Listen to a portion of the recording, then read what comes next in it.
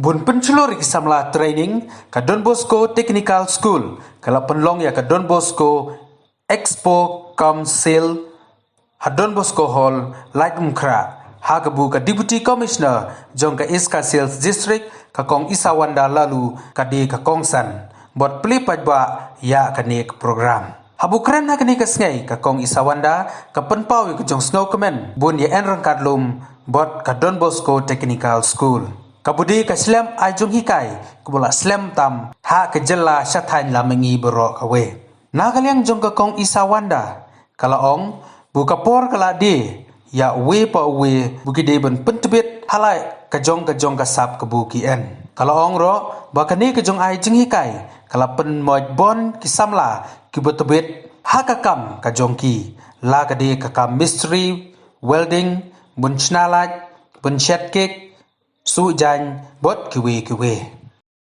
Privileged and lucky to be a part of the history and the journey of this wonderful institution, which, as we have just heard, was one of the first vocational training institutes in the Northeast. I feel this itself deserves a huge round of applause from all of you. Let us clap for your institute and for yourself.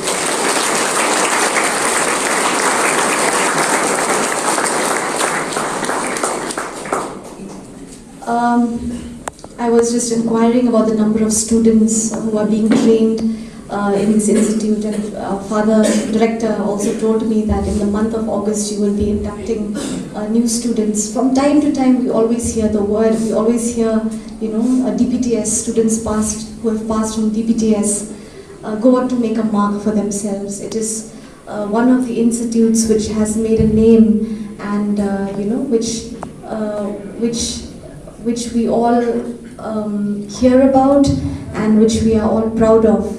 And the reason is that from year to year, several graduates, several students who pass out of this institute are equipped to go into the world having acquired skills and tools and crafts which will stand them in good stead in their lives. We have heard Father speak about the value of the work of your hands. Reaping the fruits of your labor. Not only, I feel, is this institute a tremendous asset to our city, our district, and our state, because it trains young boys and girls to equip themselves. It gives them the necessary life skills to go out into the world, to stand on their own 2 feet, to be able to eke out a livelihood for themselves, and also to work with dignity. We know now that in this day and age we have an employment crunch. You have heard about it, I think all of you know. It is no longer the time that we look forward only to government jobs. I keep saying this in the many programs I go to, that for every single government post, even say the post of a lower divisional assistant or a chokidar or a peon or even a driver, there are up to 500 to 1,000 aspirants. Of government jobs are dwindling, but the number of aspirants, the number of graduates, the number of educated youth is growing by the day. And we need to find meaningful and productive employment for all our young boys and girls who, as of today, form around 60 to 65% of our population. The time has come to realize that it is essential that each of us is equipped with skills which will stand us in good stead. The trades which were mentioned just now, carpentry, welding, CCTV technician, artisan, motor workshop, all these kinds of things have a huge value in our economy. I remember during the time of pandemic, when there was a lockdown, things were shut, we were not able to get access to even essential commodities very easily. Whenever something would go wrong, or whenever, say, our Xerox machine in the office would stop working, it'll be very difficult to scramble around to find out who is able to repair. So the value of a person who had the skill, the know-how, the knowledge and the expertise to work with his or her hands to come and do this work becomes so much more important at that time.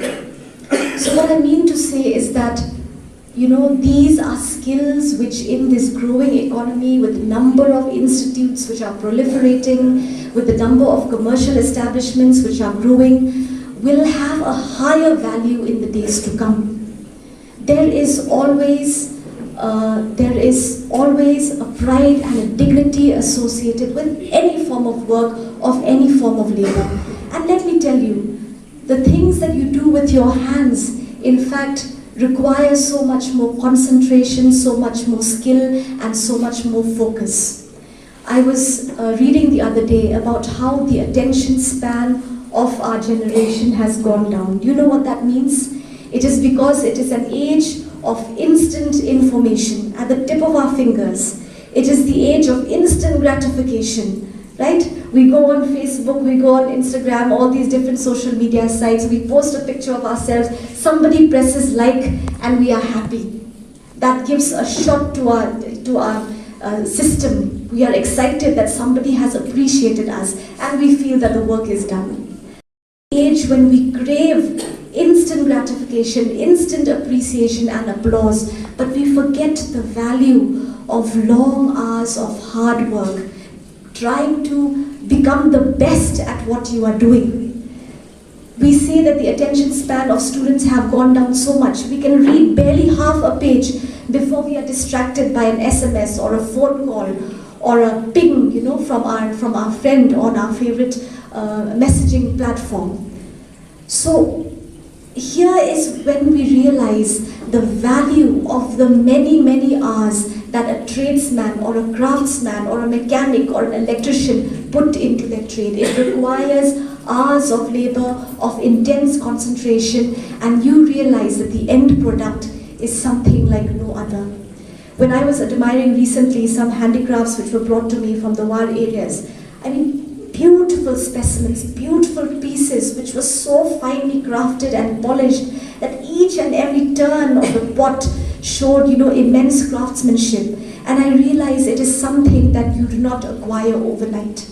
Creating something beautiful is not the work of just an hour or two. It is the work of many long hours, weeks, months, and even years.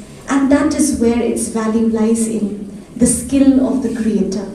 You have heard, I think, one of my favorite poets, John Keats, said, "A thing of beauty is a joy forever."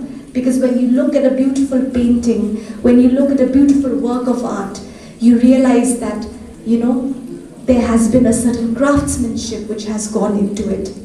So what I want to say to you now is that all the hours of training and instruction which you have received, it is something which has honed you, which is teaching you by the day to take pride in your craft, right? And it should motivate you to improve yourself even more in the years to come. And many of this will also come only with practice, only with, a daily engagement in your skill. The best that people will look at your work and say that I have never had a more skillful or a more detailed or a more kind and generous beautician or hairdresser, right? Because they are invested in their work and they do it with their heart and soul. My message to all of you before we leave and have a look at all the amazing products and tools which we are going to see is that please take pride in your craft, in the skills that you have learned. Aim to improve yourself each and every day. Each day will be a learning experience.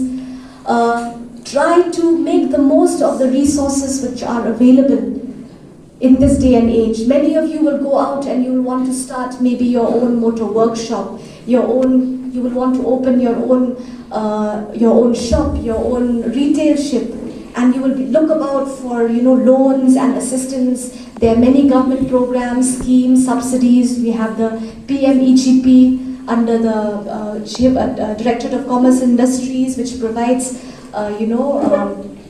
loans to aspiring entrepreneurs who want to set up their own units and who will go on to employ other young boys and girls. I urge you to take the risks. Do not be afraid of these of venturing into new avenues. And take the risk, aim to improve yourself, and also do not be afraid to step out of your own comfort zone. Many times, through various skill training programs, through various, we have these empaneled partners from other states who come and give skill training to our young boys and girls. And many of these empanelments, or the training service providers, after they finish the training, they provide placement for these skilled boys and girls in different establishments around the country.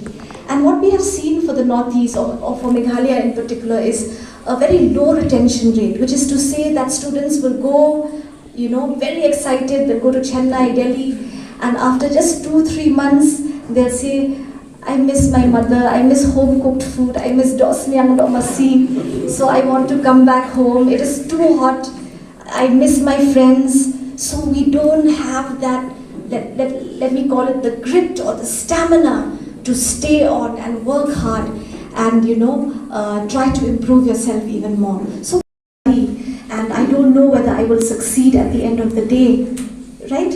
And you see people around you having fun, maybe having achieved success, also taunting you, questioning your aims, your decisions, asking you, why do you want to stick to this? It has no hope. Very few people succeed. So there will always be challenges along the way. But please remember that if you have the dream, stick it out. Trust in yourself, trust in God, and you have the support of your friends, of your teachers, of your institute. I feel you should go ahead and have courage, the faith to overcome mountains, and one fine day, if you are dogged, if you are diligent, and you have that faith, you will definitely achieve the dream that you have set out to achieve. But please remember that it takes hard work, it takes dedication, and it takes commitment. Things may look very easy from the outside. People's achievements may look so effortless, especially when they put something on social media and it is so beautiful and colorful and it looks as if there has been no effort involved. But believe you me, things are not what they seem, right? What may appear beautiful, what may appear so easy is in fact the product of years and years of effort, of hard work, of single-minded focus, dedication and discipline.